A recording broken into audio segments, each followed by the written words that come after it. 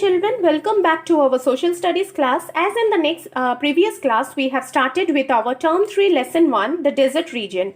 Today we are going to continue with the same lesson, the vegetation. Now, what type of vegetation, plants or trees can we find in the desert region, children?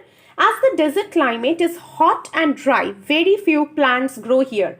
The vegetation is sparse because of insufficient rain. You have come across the word sparse in the previous page, which means very few. Because of less rainfall, children, the desert regions have very few types of vegetation.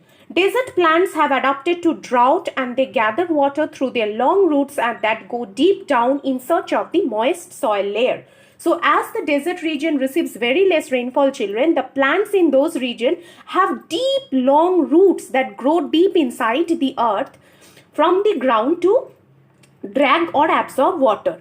Cacti and some short shrubs such as the prickly pear, desert holly and brittle bush grow in these regions. The cacti store water in their thick stems. So these are the examples of some of the desert vegetation. You can underline cacti, prickly pear, desert holly and brittle bush.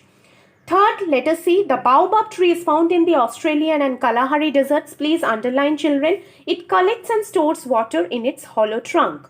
Last point, in the middle of the desert, there are areas where there is water and where plants grow.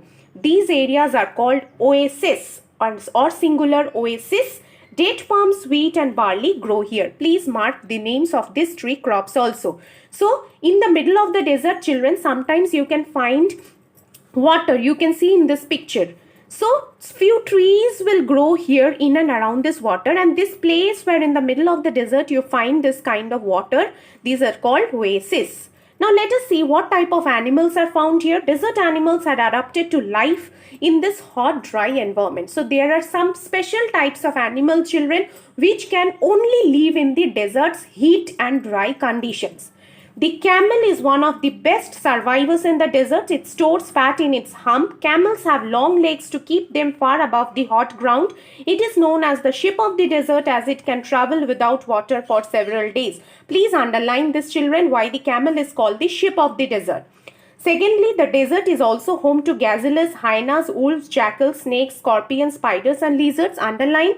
Desert animals usually take shelter during the heat of the day. They come out when the temperature drops, usually in the evenings. So this is all about the vegetation and animals that are found in the desert, children. We shall continue with the next part of the lesson in the next video class. Thank you.